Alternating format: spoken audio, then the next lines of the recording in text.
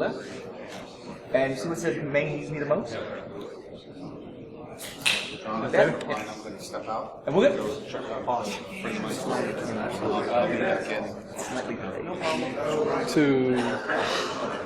tell me when you're ready, Adrian. We're good, we're going. Good. Other direction. Okay, good afternoon again. The crowd keeps getting a little thinner as we go along here, but this is still a great crowd, and I'm so happy you guys are here. The next speaker is really going to impart some good knowledge, so I'm just going to get out of the way and introduce John Medina.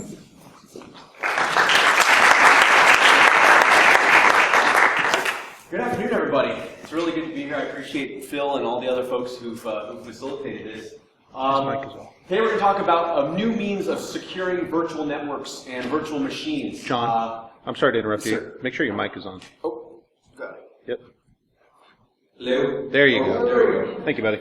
All right, today we're going to talk about new means of securing virtual networks and virtual machines that I've been working on for the past little while here. I call it destruction as a service. But first, let's a little bit about me.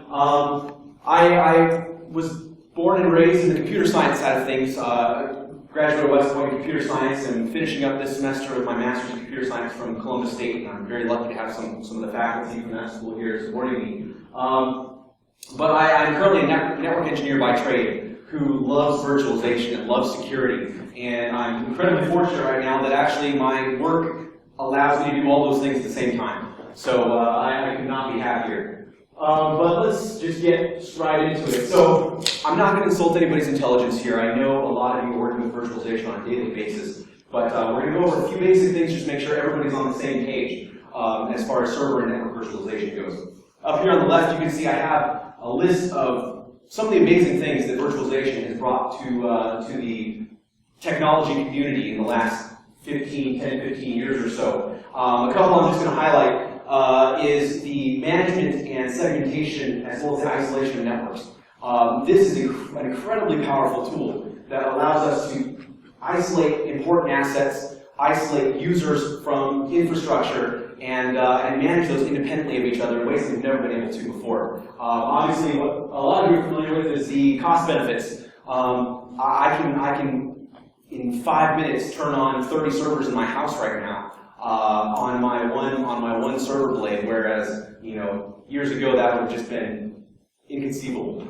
Full disclosure before we get in, I currently use a lot of VMware. I've worked with Zen Server on OpenStack. I've worked with Hyper-V, but I'm most familiar with VMware. So I'm trying to keep my language very vendor neutral, but I will sometimes slip into a little bit of VMwareisms, and you have to forgive me for that.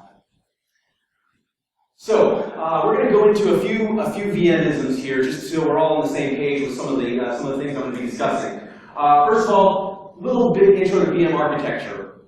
Virtual machines are so much more than just an operating system running on your system, more than just being able to run multiple operating systems on your computer. There's entire supporting architectures that can be deployed that will run these virtual machines in a centralized fashion.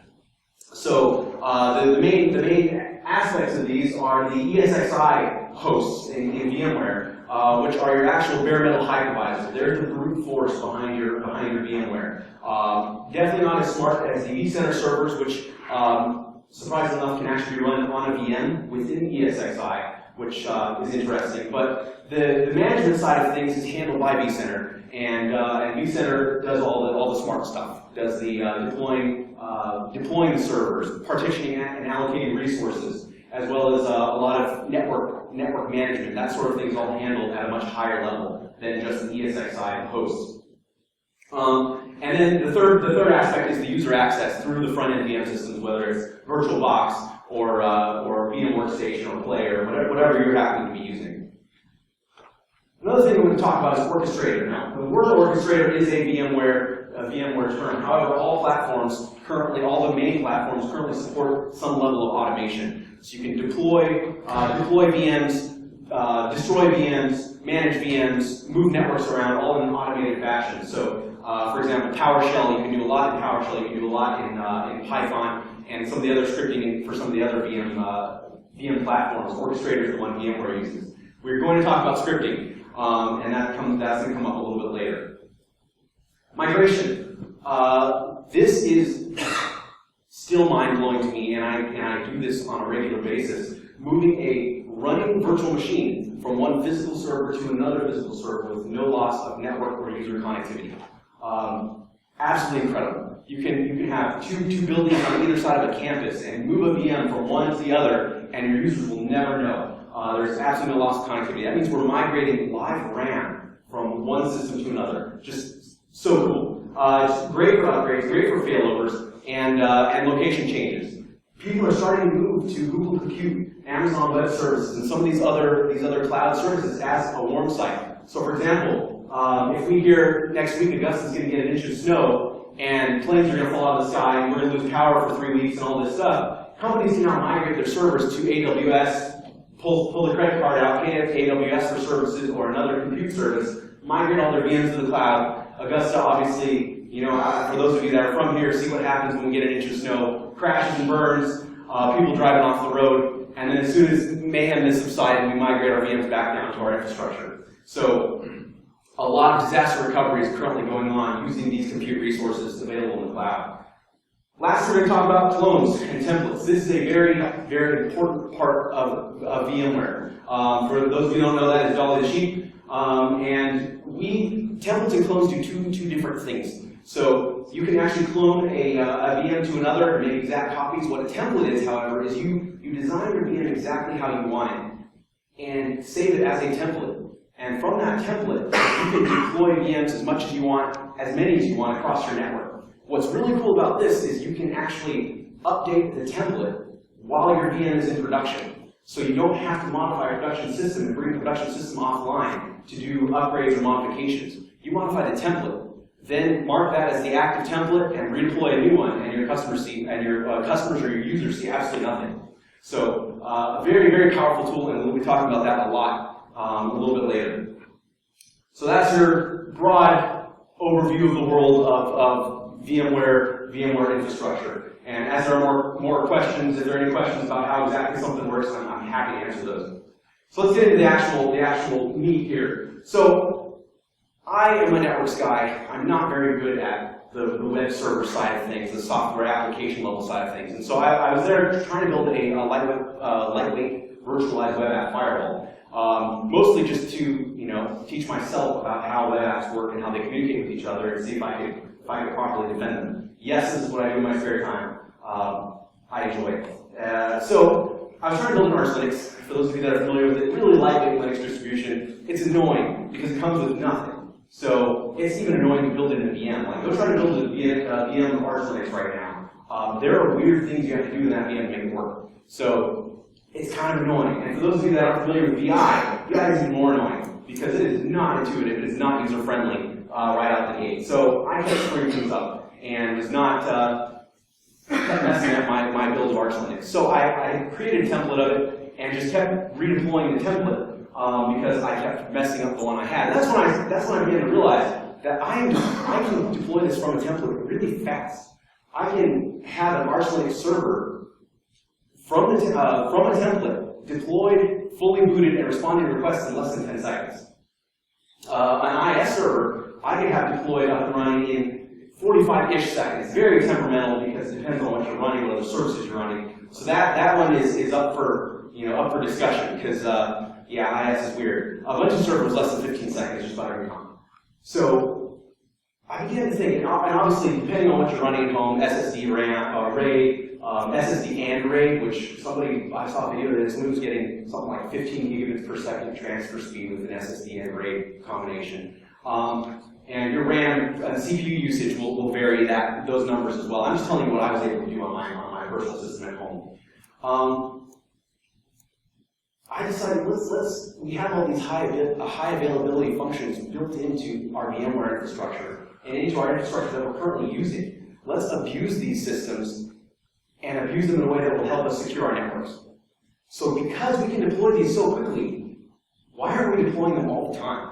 Why don't we cyclically deploy VMs around the clock every few seconds? I mean, I can get an Arch Linux web server running in 10 seconds. Let's pull up a brand new VM every 15 seconds, say. gives us 5 seconds of, something went weird, and hand off the connections to the new VM, kill the old VM. The new VM is now responding to connections, and just cyclically do that around the clock. Have a VM responding to connections, new VM comes up, hand off the connections, kill the old one, bring up a new one. Back and forth. Now here's a little graphic example of exactly what I'm talking about. So this is just a very basic web server. So we all understand basically how a web server works. This web server here is currently accepting connections from the internet. Business as usual. Up here is our VMware infrastructure, so our vCenter or whatever we're running up in the up on the top level. Our infrastructure deploys a new virtual machine, a new server. Server boots up, is ready. The original server hands off those connections. Now, TCP handoff has been studied and discussed ad nauseum by grad students everywhere. There are at least 100 different ways of doing stateful TCP handoff. So that's not even an issue. The original server then hands off the connections to the new server. The new server is now responding to that traffic. So we can now kill the old server's link and the old server along with it. Our new server is now taking complete control over that network. Then do it all over again. Deploy a new server, kill those connections, move them over to the new server. So this is a great way of having brand new hardware around the clock. Now what has this accomplished us? What have we done here? Well, first of all, we removed all possibility of malware persistence. So we have a brand new server. We're not deploying from a snapshot. We're not cloning it. We're not doing any of this. We're deploying a brand new server. So there's no more malware persistence.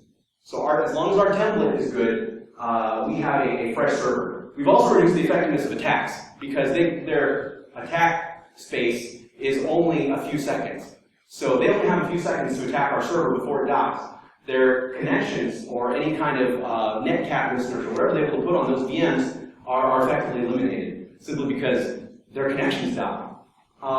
It makes it very difficult to pivot deeper into the network. So even if they were to compromise that web server, trying to pivot from there deeper into the network and even do any kind of reconnaissance of your network becomes significantly more difficult.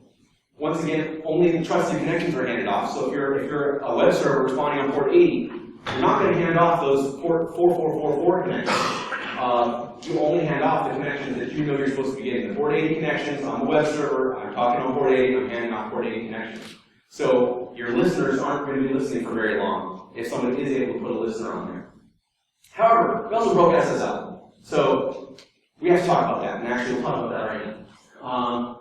This is fairly easily done. This is actually what should be being done in current production networks. You have an SSL proxy, and your users actually make the SSL handshake with that proxy. So SSL does not like breaking and being rebuilt because of keys, because there's a lot of different things that make SSL a little touchy. So SSL proxy, your SSL proxy is now making those key exchanges, making those handshakes, and passing traffic off in the exact same way between the other two servers. They still hand off connections, and you still can kill your old server, and your new server is responding to traffic. Well, here's the many of you have seen this model before. This is a defense in depth model. So I'm going to go into this just briefly here so we're all on the same page.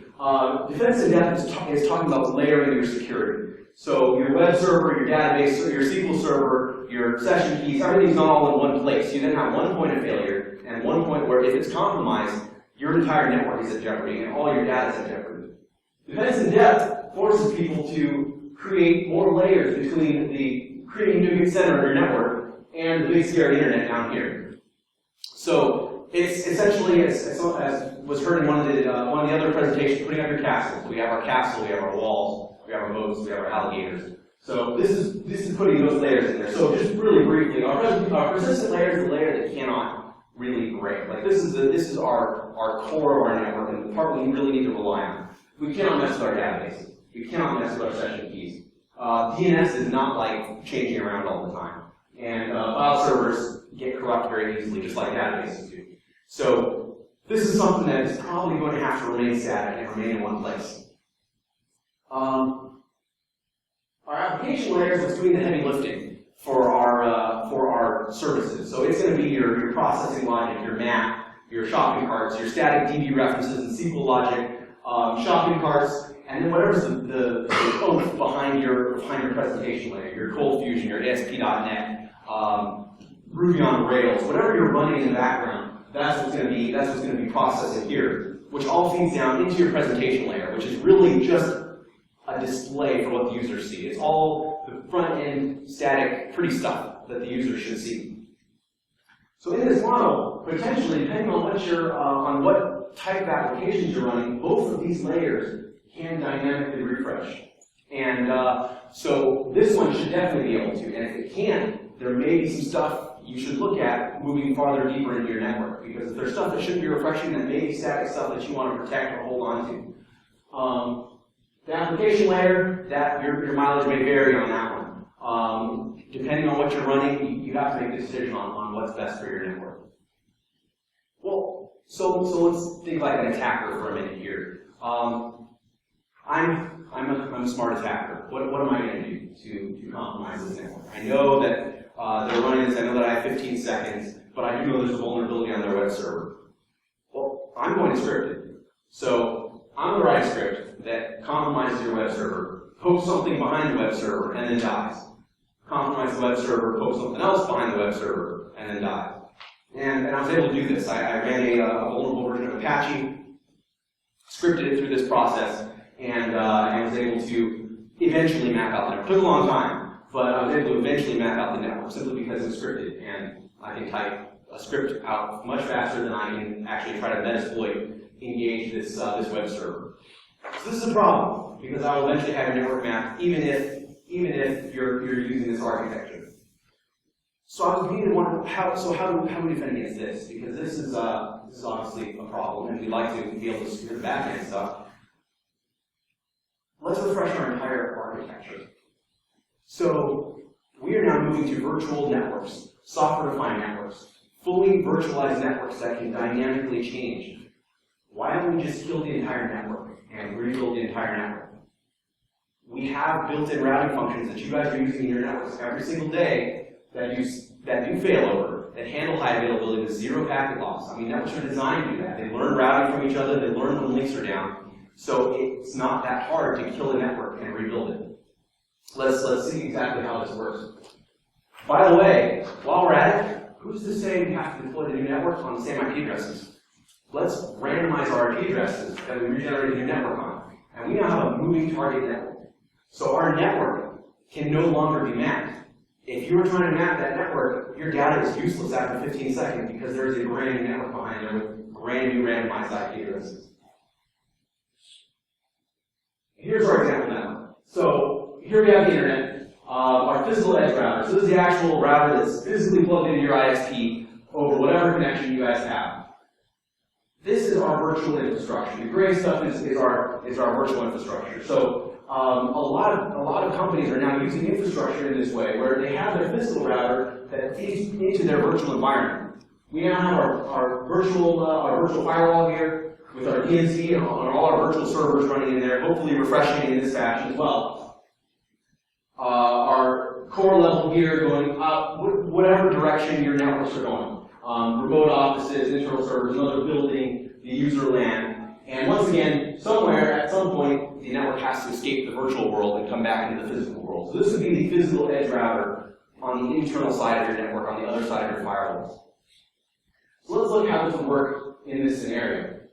We have our virtualization software, whatever that may be, deploy our brand new network. Now keep in mind, this physical router is the same. Nothing has changed. I haven't created a new internet connection here. This is the same internet connection, the same physical router. So those stay exactly the same. They know about each other though, because they are physical and we're not dynamically changing these. So they actually have a known route to each other, which means they can teach the network in between them about it using all the various routing protocols you've heard about, OSPF, static routes even. Whatever we need in there, these two external routers can teach everybody inside of it. Firewalls. Firewalls are doing stateful failovers now. The Cisco ASA1000V can do stateful, can do high availability stuff. So you can have multiple firewalls tracking the same firewall states and just handing off. So when one firewall fails, the other firewall completely picks up. No connections have to be reestablished. Nothing has to be done. Oh, by the way, pfSense. The freeware firewall does this as well. You can get high availability on your pfSense distro tonight if you wanted to. So firewall stateful failover is old news. Let's use it here. We can kill that network. All traffic fails into this network, and users don't even see a thing. And routing prevents packets from being lost. Routing prevents data from being lost. And it's completely transparent to everyone. So what do we accomplish here? Well, we don't have an unscannable network, first of all, because your data expires very rapidly. We also have devices that have throwaway passwords, because there's no way you're logging into these devices. Any modifications that need to be made are made at the template. So your template is what gets the modifications. You deploy the new template, and you never need to log into those devices. So all your servers, all your routers, they can all have throwaway passwords. You increase the trusted zone in your network, and here's what I mean by that. You, as an owner of this infrastructure, have a certain level of distrust for everything on your network. For example, this computer here. I know it's on my network. None of my HIDs, NIDs, antivirus, nothing there is responding, but I don't know that is not compromised. Well, with my web servers, my routers, I can now have a lot more security knowing that they're not actively fighting me in my network simply because I just deployed that a few seconds ago. Believe it or not, this actually reduced insider threat as well, simply because the insiders, this is all around your user land. The insiders also have the same problem as the hackers do. You can't have an insider scan your network. So a user clicks on a link, downloads some kind of worm. The worm's can't scan your network and find where to go. The users only know exactly where they need to be, exactly where we tell them to be. That's how they know the IP addresses of where they're supposed to go. We did break DNS, and we'll talk about that. We broke network management, so your SolarWinds, your SMPC, you're going to hit the fan when your network's dying every a few seconds. We made our network engineers mad, because if there are any network engineers in this room, if you can't ping an interface in your actual live network, you start getting a little nervous and start getting a little jittery. You can't actually check the status of an interface at any time. You start to sweat a little bit. Our sysadmins are mad because DNS is broken. They don't know what's going on. They don't know what's going on half the time anyway. But they're everybody's considerably concerned about this network. And what everybody needs to learn is that this can all be handled at a much higher level. Sysadmins, work on the template. Let me handle what's happening down here. Work on the template, get the template working, and I'll deploy whatever you have in the template. Network engineers, log into your routers in the template. Don't mess with this stuff down here. You don't need to work on the live network. The template's connected to the network as well, or connected to is simulated network as well. You can make those changes on the template. We just mark it as a live, as the active template, and that one's getting deployed now. There are possible offensive uses for this, to include obfuscating yourself in your own network. And this is a wonderful blue team talk, so I'm not going to go too deep into that. But you now own a network that is as big or as small as you want, that is dynamically changing. If someone doesn't know your gateway, you can potentially hide within your own network and be attacking from different IP addresses in different locations and simulate yourself being outside your network. They won't even realize when they're coming after you, they don't realize that they're actually in your network. And well, that's a whole different discussion for another time. We're going to talk about some of this. Do we actually break DNS? Do we actually make everybody mad? So how do we accomplish this? Well, I'm a computer science guy. You're not getting away without me mentioning Python.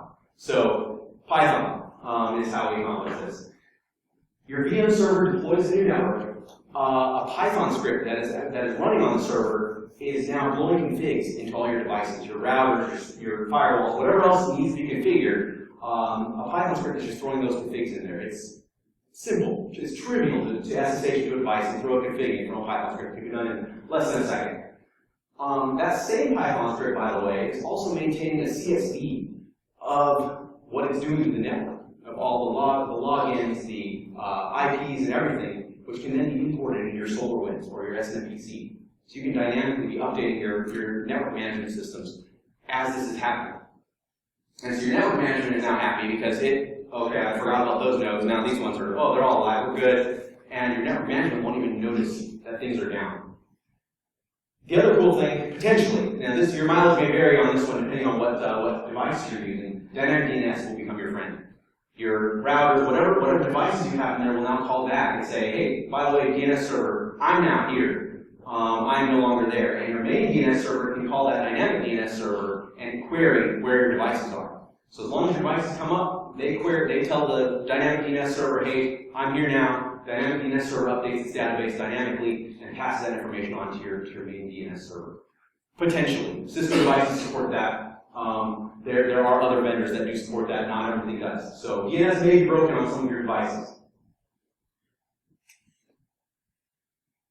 So the big question here is this going to require me to completely rebuild my VM architecture? Do I have enough processing power to do this? Believe it or not, it takes surprisingly little processing power to handle something like this. All a server is doing at that time is simply booting up. It's deploying from a template, which requires very little overhead, and it's booting up, which requires very little. It's not answering requests from anybody. The handoff is made. Now it's responding, but now this one's not. Your original server is not, and so it doesn't take as much overhead as you would think. It's very minimal. You absolutely don't need servers. If it takes 60 seconds to boot a device, for example, that's the example I'm using up here. Suppose you have a basic infrastructure and it takes 60 seconds to boot a device. Well, you want to refresh your network every 15 seconds. I mean, it's a simple math equation. You need 5 servers now. So you deploy one, you move to the next one, you move to the next one, and they're deploying as you're moving along. So this fun little math equation is what gives you the number of copies of a VM you need, depending on how fast you want your network refresh to be. Yes? You tried this with Docker containers? I'm getting to that. Yeah, thank you for mentioning that. And yes, I'm going to talk about that in the next slide. Boot time. So you want your boot time to be, your 60 seconds. Your refresh rate to be 50 seconds. 15 seconds. 60 divided by 15 is 4 plus 1 gives you the number of VMs you need to deploy at one time. Once again, not a whole lot of overhead. You just alter it, maybe time, how long it takes for your server to come online, and you base that as your baseline. What does this not do? Here's where I'll mention Docker containers. So Docker containers are an incredibly new, powerful tool. How many people are familiar with Docker containers here? A few of you. So it's essentially a backplane of Linux that you can attach these containers to of whatever you want, a web server, a different build of Linux, different things can be attached to this backplane and altered or modified, changed or added as needed. And there's currently a study or a group doing some research at Kansas State that are working on using Docker containers to dynamically move information around that are operating system agnostic. So you build a web server, and you have this is what my web server is, and you can throw that into Docker containers of any flavor, or even a new Windows machine, and it will just identify it as a web server. So it's the same. They're calling it I forget the name they're using for it, but it is changing the operating system. So it's attacking this from a very different aspect, and it's an incredible idea. And I spoke with the professor there who's in charge of that, and he talked about combining our ideas could be something very interesting. A few things that this infrastructure does not do. It is clearly not the silver bullet. It is not the final solution for your network and server security. It is a piece of the puzzle. You still need all your security information in place. You still need all the other hardening and things you've done. It's not an excuse to be lazy.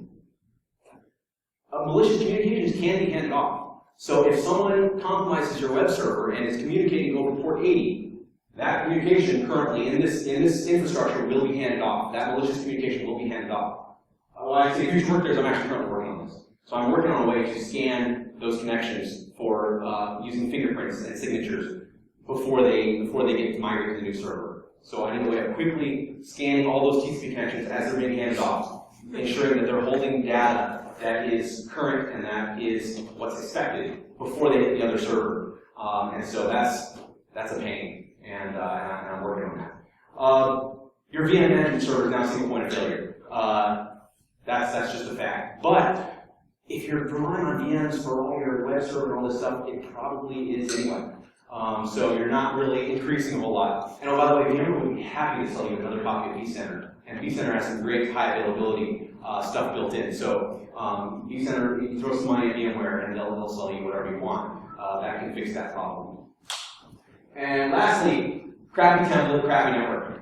I don't know how else to say it. If your template is bad, if your web server templates are bad, your network template is bad, you're going to be deploying a bad network every 15 seconds.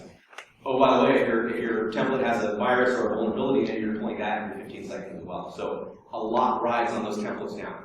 And a lot rides on protecting those templates because someone can significantly degrade or destroy your network by having access to those templates. So your VM management server now becomes this super need to be protected entity within your network. That's all I have. That's destruction as a service. What are your questions? Yes?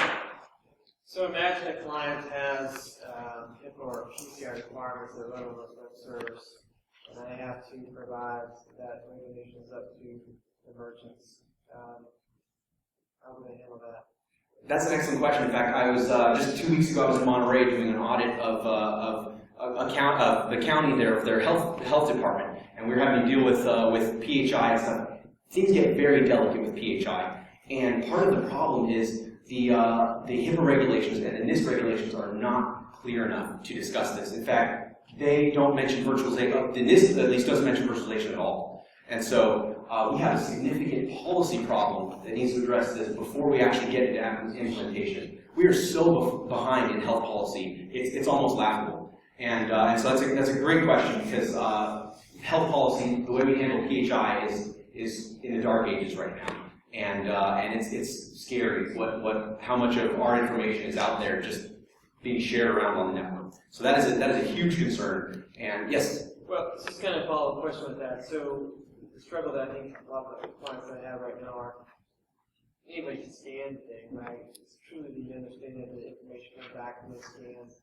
And then the other piece is the handler to actually go and remediate that. So now if I'm exploding that every 15 seconds, how do I continue to keep track of where to go fix which template? Excellent. Well, it will add an entire layer of management. So this is you're gonna have people who know VMware, who know what the scripts are running, and have a team or a couple of people that are intimately involved in this process.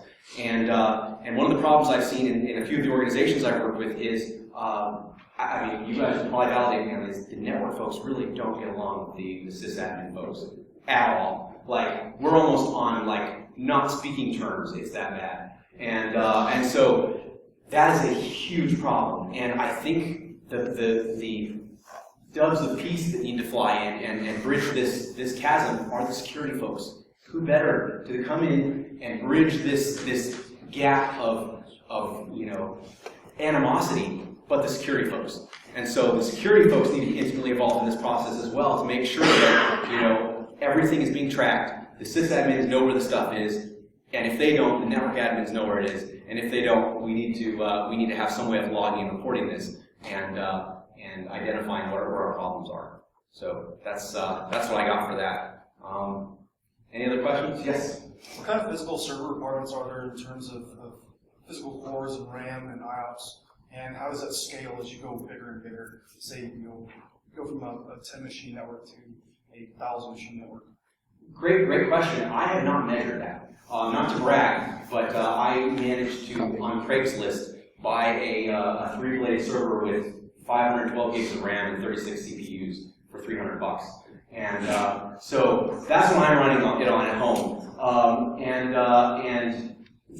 Of course, I'm using regular hard drives, which are actually a big deal in this. Hard drives induce an enormous amount of latency in an operation like this. But yes, I have not measured the exact requirements for CPU and RAM. That will definitely have to be a study that's done on what is the baseline, what are the requirements on top of that. Back in the glass.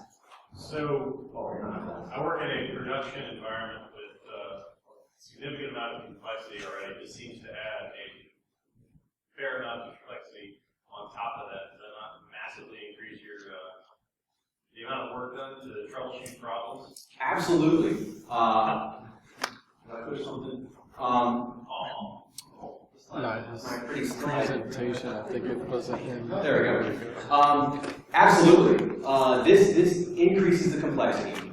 However, the amazing thing about VMware or virtualization in general is that you can model this in a sandbox someplace else. So you can model your production network, test your stuff out there, and then just make your changes to your template, and then mark it as active and move that into production.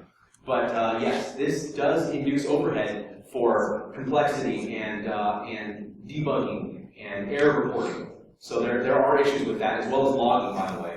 And that's something else I didn't go into today, but logging is an important, huge factor and a very important part of this. And so how do you correlate logs across different iterations of your randomly built network and say, this connection, it's already hard enough when something's proxying through to follow a connection. Exactly. But it's blown away and rebuilt every 15 seconds. Exactly. And this is something that I didn't completely go into in here, but the Python script can actually handle that as well. The Python script is now the all-knowing, at least in my implementation, is now the all-knowing being of your network. So it can now make those correlations because it knows exactly what it deployed and it knows exactly where it came from. So you can now aggregate your logs with this script using what it knows about your network on every iteration.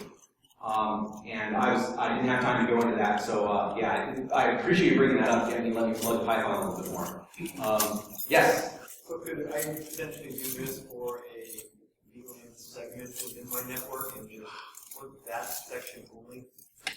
Phil, can I give him something? Yeah. One of the giveaways. That's all at your discretion. Lockpick set. Awesome. I'm sorry. I'm a nerd, not a baseball player.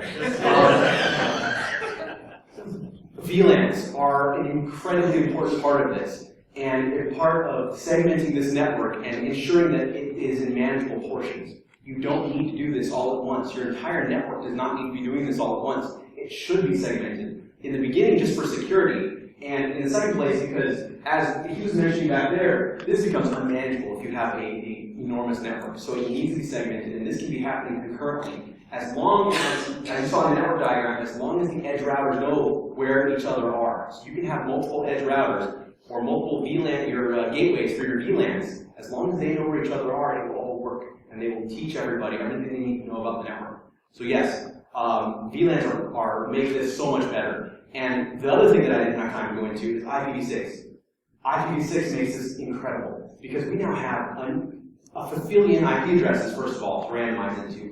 And oh, by the way, we have things like Slack and other protocols that will identify the IP addresses within themselves. And so that requires significantly less configuration on our part. So IPv6 adds an entirely new, incredible layer onto this. There's another question in the back.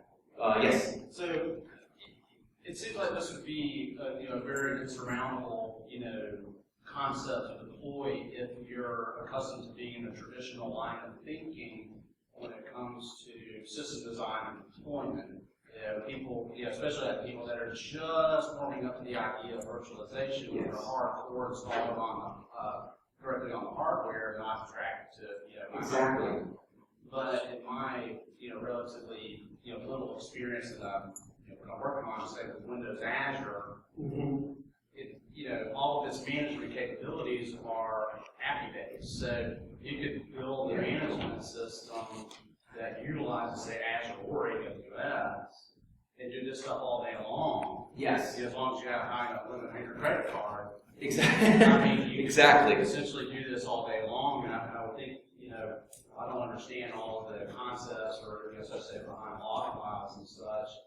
I mean, I'm pretty sure that, say, Netflix, who is hosting all of their servers with their competitor of Amazon, probably does the same thing in terms of scaling their capacities and such. So I think it's more of understanding the.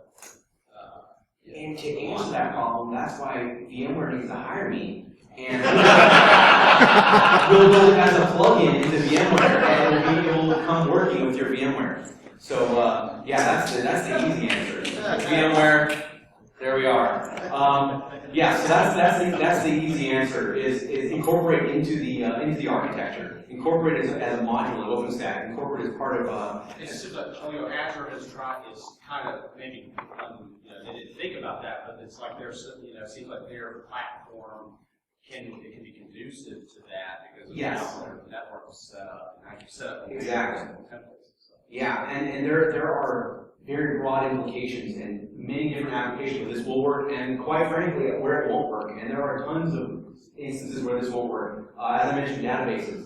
For those of you that do any kind of database stuff, databases are very fragile animals. And you start moving them around, things get corrupt, your entire database goes to bad places, and stuff breaks. And so there are many environments in which this is not a good idea. And I'll be the first person to say that. So when your network breaks because you did this, don't come looking at me. Because, I didn't do it. Have you tried using this with the NoSQL database? I have not. What are you thinking? Well, it doesn't have the standard constructs that a SQL database does, so I'm wondering if it would be a bit more stable when we're using it. Interesting. Let me get it. MongoDB or something. Anything else? Got a couple of trivia questions for your Yes. giveaways. All right. For the Blue Team Handbook, I've got a freebie. What were the names of the two animated characters on the slide? There. Thinking the brain. Correct. Freebie.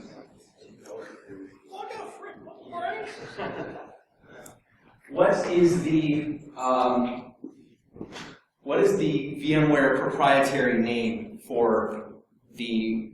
Oh, this is for the Alpha wireless card, which is amazing. I actually have one in my backpack right there. The VMware proprietary name for VM migration. Yes. vMotion. Correct. Woo!